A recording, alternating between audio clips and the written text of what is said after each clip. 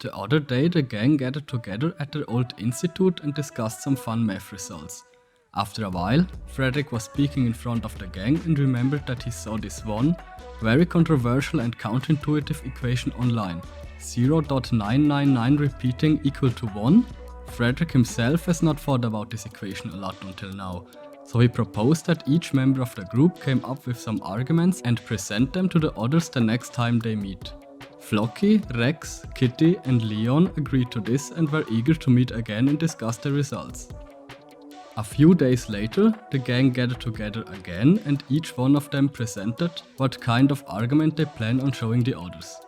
In order to implement some kind of overlaying structure into their talks, they plan on presenting the arguments ordered by complexity, with the easiest arguments coming first. Flocky came up with two short, intuitive arguments. He does not think that these arguments meet the standards of a formal proof, but he expects them to be able to convince at least some people.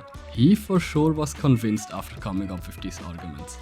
Rex thought about a more elaborate intuitive argument. Again, he does not think that his considerations meet the standards for a formal proof, at least not as he will present them, but he is convinced that his argument could be used as a basis for a formal proof. Kitty is the first one of the group that is convinced that she came up with a formally sound proof. The calculations will be rather simple and rely on basic algebraic operations. Leon tackles the problem by embracing the infinity involved within. By extracting an infinite sum from the equation in question, he will be able to apply well-known mathematical methods in order to formulate a sound and elegant proof.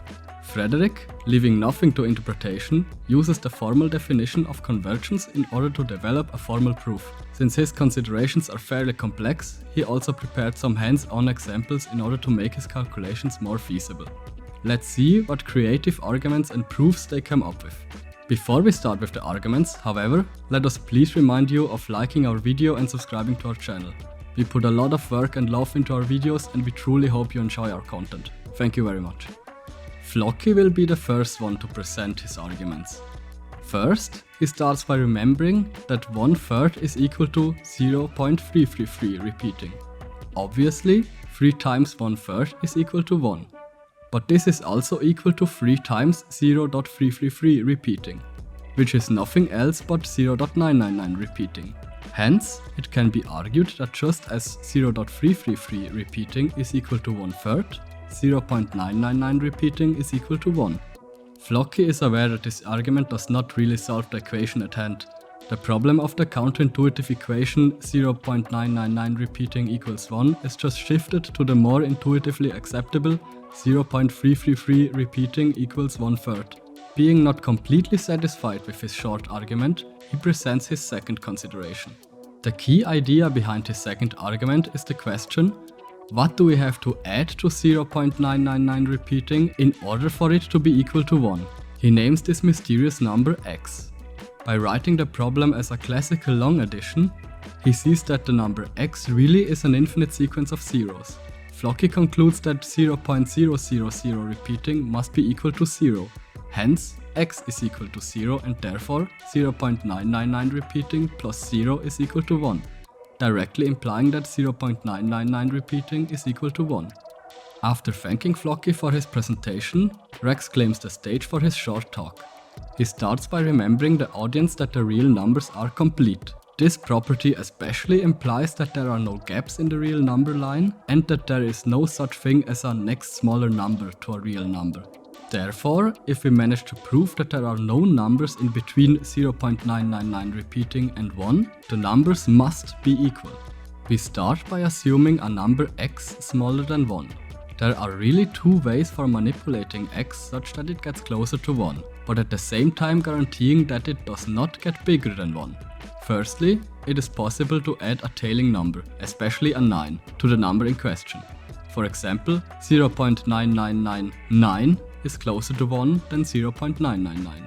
This is, of course, only possible for numbers with finitely many digits. Secondly, it is possible to change individual digits, especially changing digits that are not equal to 9 to 9. For example, 0.9999999 is closer to 1 than 0.999899. This change of digits is also possible for numbers with infinitely many digits. Rex concludes. Now, let's get back to our number 0.999 repeating. Since it has infinitely many digits, we cannot add a tailing 9. Because all the digits are 9s, we can also not get closer to 1 by changing digits. Therefore, Rex argues, there cannot be a number closer to 1 than 0.999 repeating.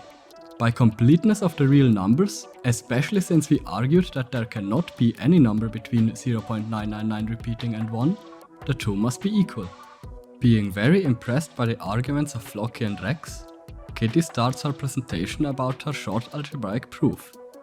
We start by defining a number x, which is equal to our mysterious 0.999 repeating. We multiply both sides of the equation by 10, leading to 10x equals 9.999 repeating. Next, we subtract x from both sides of the equation.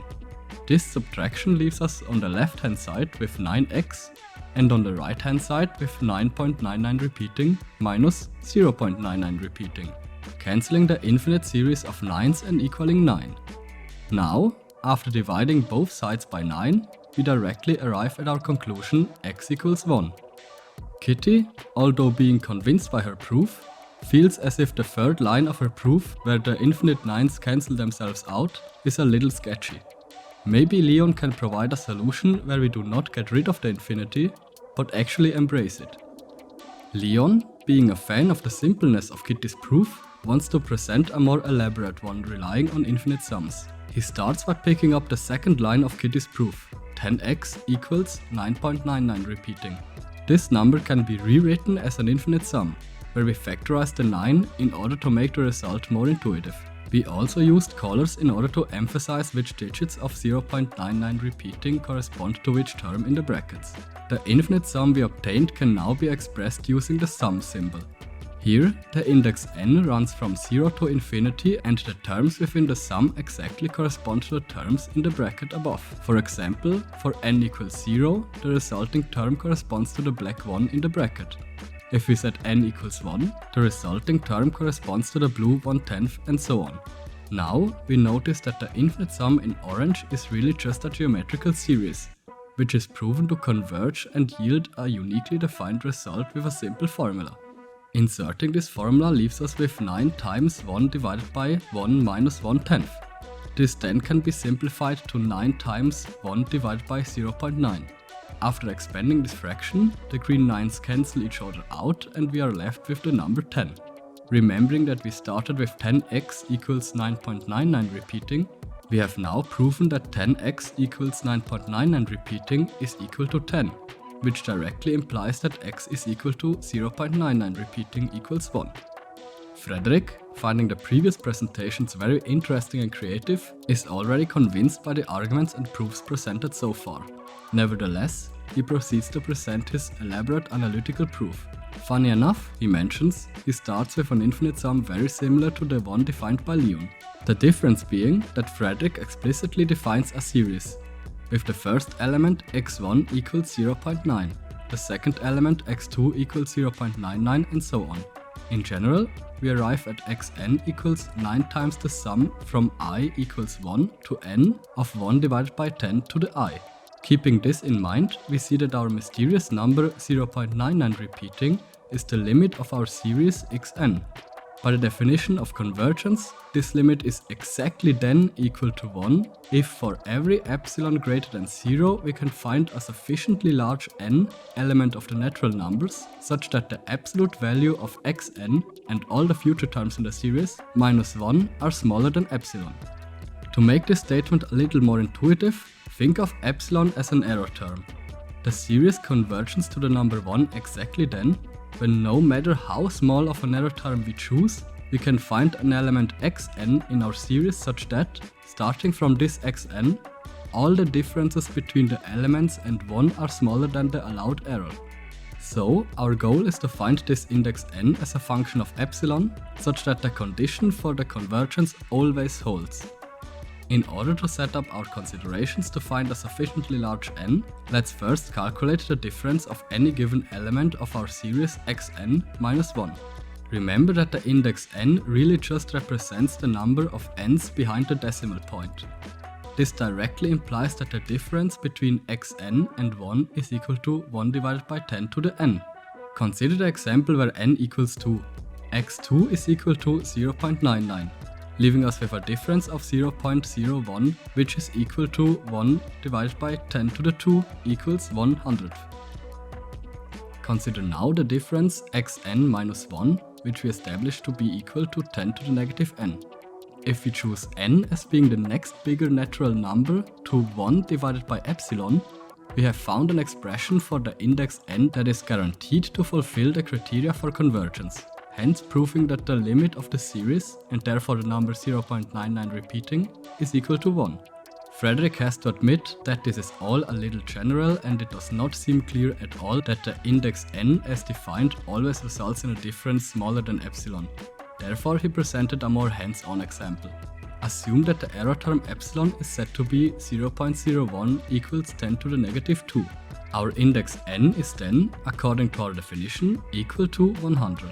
This means that starting from index n equals 100, all future elements of the series must have a difference to 1 that is smaller than epsilon.